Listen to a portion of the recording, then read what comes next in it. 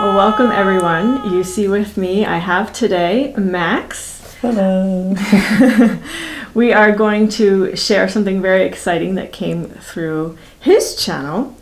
But first, before we do that, I want to share with you how I got started with channeling, because I've been getting that question a lot. So I thought I'll just explain it in a video, so hopefully I don't have to keep answering it. So it was back in June of 2015, fairly recent, where Max asked me a question, and suddenly all this information started to come through, and it wasn't anything that I would know or that I would understand. And so we were both kind of like, oh, that was different. And so we asked, who was that? Mm-hmm. And the answer was very immediate and very clear: Prime Creator. And I never second guessed that, because I've learned to trust what comes through. And so what I've realized in the past few months is that I actually have been preparing for this time in my life for the past 11 years.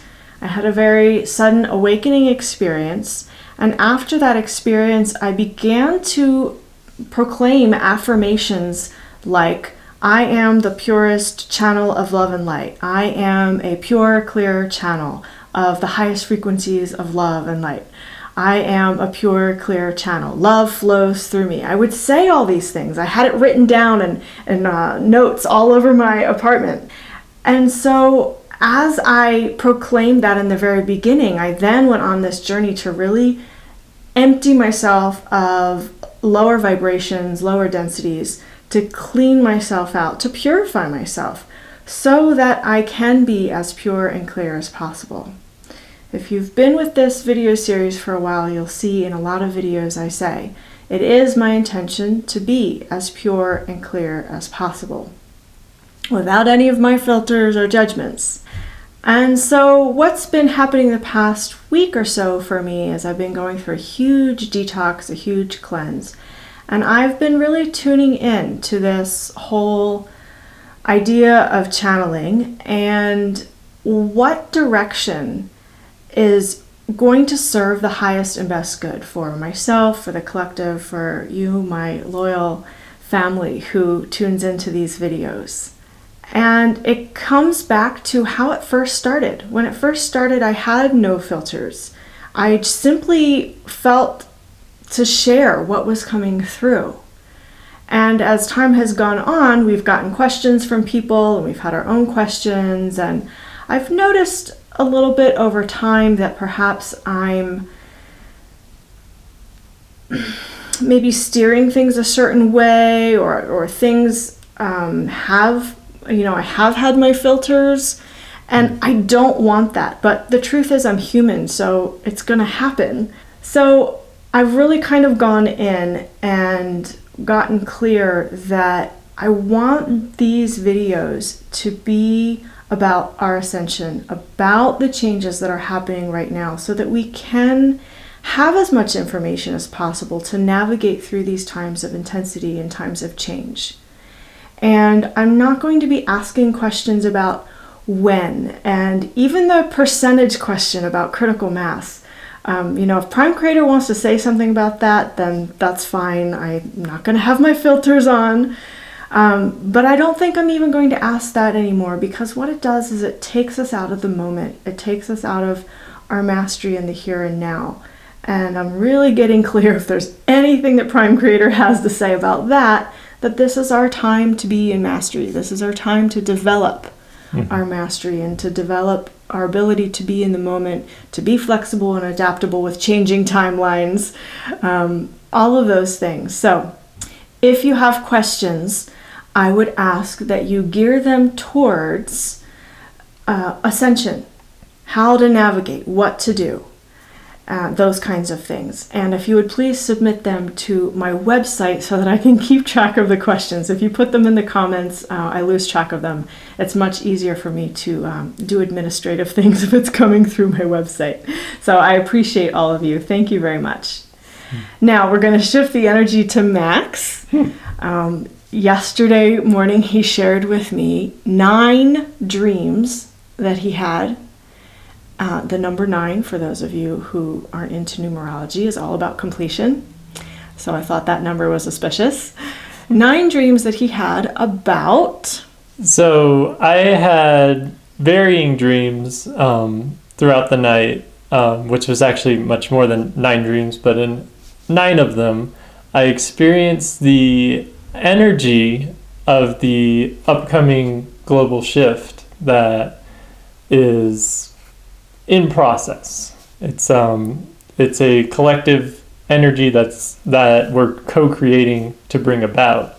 And in these 9 different dreams, there was different visual environment, sort of expressions of it. And so it wasn't how it physically looks that was really important. What was really important was the energy of it. And when I was in that energy, I got a much greater understanding of the shift and the importance and how it actually works, and how this energy has been experienced by other intuitive people, and how that interpretation comes out differently because how each person's energy is. It has to go through their own energy field, and then it gets translated into these different projections and outcomes and all these things. The simplest understanding of the energy is that it's the energy of heaven. It's a very high vibrational energy. It's this this ambient energy, like an ambiance of a room, that sort of, and it's just everywhere. It's all over the entire world. And so it's this constant presence of this heavenly energy, and it opens your heart in a way that you feel, it's almost like when your heart feels vulnerable and raw, but it's much smoother in quality.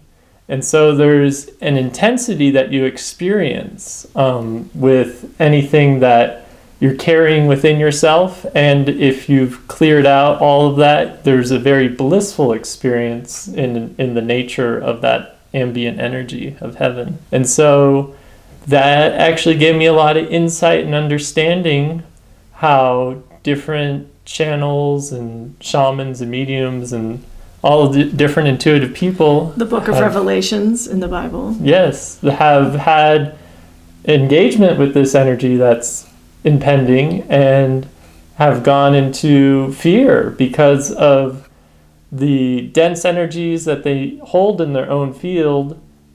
In that vulnerable state, get expressed in this very detrimental way in their own experience. And so it gave me a lot of insight and understanding as to how that all gets projected in this fearful narrative of these changes. And yes, it is a very intense and powerful energy, and it is enough to actually overload your circulatory system or nervous system and actually kill you. It is actually powerful enough of energy to do that.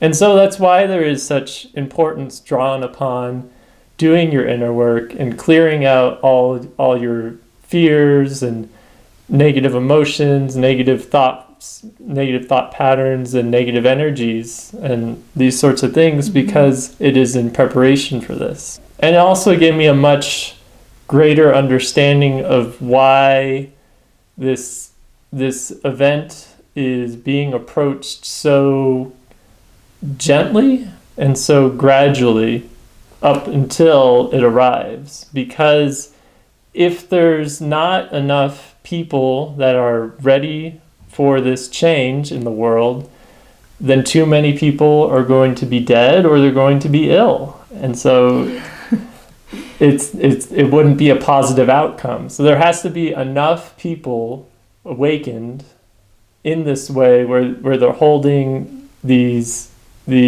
positive energies, or have released enough negative energies that they're able to thrive in this ambient energy around the world. And it's a very simple understanding of it. It's just energy that's present, and because of that, it causes a huge amount of changes in the world. Because if you're a political leader or a banker or an extremist terrorist or whatever, and you hold negative energies, you're physically not going to be able to continue. And so the people that take places of power that were previously held by these people would be of a much more positive energy by that process of elimination. Using that concept of when light shines on the shadow, that's essentially what's going to be happening on a global scale. Mm-hmm. And so this light that comes in is going to shine on anything of lower density, and all will be revealed. Mm-hmm.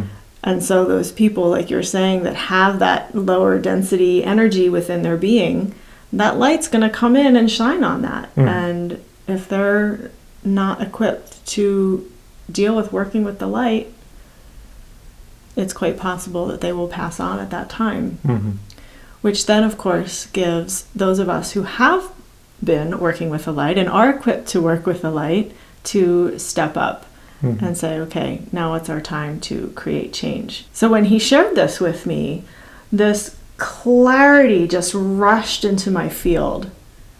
And it gave me an understanding, and also perhaps like a little bit more patience. Mm-hmm. Because you guys know these times are very challenging in the sense of all the intensity of the energies and the overwhelm that sensitive people feel as this is occurring. We just want to be on the other side already. At least I do. I speak for myself. And it gave me like this kind of foundation underneath me, this sense that, okay, I have an understanding of more of why this is happening in the way that it's happening, and that it is benefiting us for this to be graceful and slow, so that we can have a more gentle experience as the light comes in. Did you get a sense of that light? I mean, you talked about being an ambient energy of heaven. Did you get a sense of like how it comes into the planet, like if it's just all of a sudden here, or if it gets closer and closer and closer and then it's here? Or did you get any sense of that? In the dream, it's sort of like when a light gradually turns on, but it was in the dream anyways, it was over the course of maybe 10 seconds or so. Mm-hmm. Like it was just sort of like illuminated, and your heart just opens up, and it's like turning on the lights. Kind of. That's sort of like, and visually there might not be that much to notice as far as, your optical experience, but you can feel it, this presence, this ambient energy of heaven, and it just illuminates, and it doesn't go away. It's the new standard of how things feel here, how that openness is. And so it's definitely shining light on all those shadows and bringing everything up all at once to be dealt with. And so it's very important to stay diligent with dealing with all those energies that you may hold, and if you feel to assist anyone with their process. And if they choose not to, that's okay too. Not everyone is going to transition through this. That's okay. That's understood already. We've already been seeing souls passing on. Mm-hmm. That's been happening since the beginning of the year. So mm-hmm. that's already in process. Mm-hmm. It will probably become more so, I would think, as we get closer. So these are some signs. Now, I like how you were sharing with me about how all the different interpretations, like skin rashes and boils and things like that. Talk a little bit about your insight on that. So through all these different interpretations, there is actually a certain degree of truth, or a certain amount that is correct, because anyone that holds the same energy that the channel or the seer has is going to have a similar experience. This is what the energy is expressing to them. And so if someone has a sight of these cataclysms or revelations where there's lots of disease and getting, boils on the skin or rashes or these sorts of things, that can physically manifest if that same negative energy is held in the same way in other people, which a certain proportion will. There's certain groups of people that have tendencies to carry similar energies, so there will be a certain proportion that will have a similar experience. And there's also, on the note of natural disasters, is Gaia holds negative energies in different geographic regions. And let's call them lower density energies. Lower density energies. Yeah. And so these lower density energies shift around the planet as energies are balanced collectively. And so once this unveiling or this presence of this ambient energy of heaven comes into effect, these negative energies will be brought, or these lesser density energies will be brought to the surface, and they'll be expressed as earthquakes and tornadoes and these sorts of things. And so that's just simply what the energy does. It brings... Gaia has to release also. Yes. Yeah. It brings this lower density energy to the surface. It reveals it. It expresses it. It brings it to experience to be cleared. If in that moment you're able to release and work through it, there is that opportunity for everyone to be able to make it through this. But there's an understanding that a certain amount of people will not be willing or be in that place to work through all that, and so they will pass and transition. Very interesting. I just, when you shared the dream with me, that energy of clarity just came rushing in. So I am hopeful that you also have that similar experience where you have a deeper understanding of how all this is working. I thank you, Max, for sharing this with us. Mm-hmm. And of course, if you guys have questions or comments, post them below. And if you have specific questions for channeling, then send those to my website. Well, thank you everyone for joining us. I'll see you in the next video. Much love.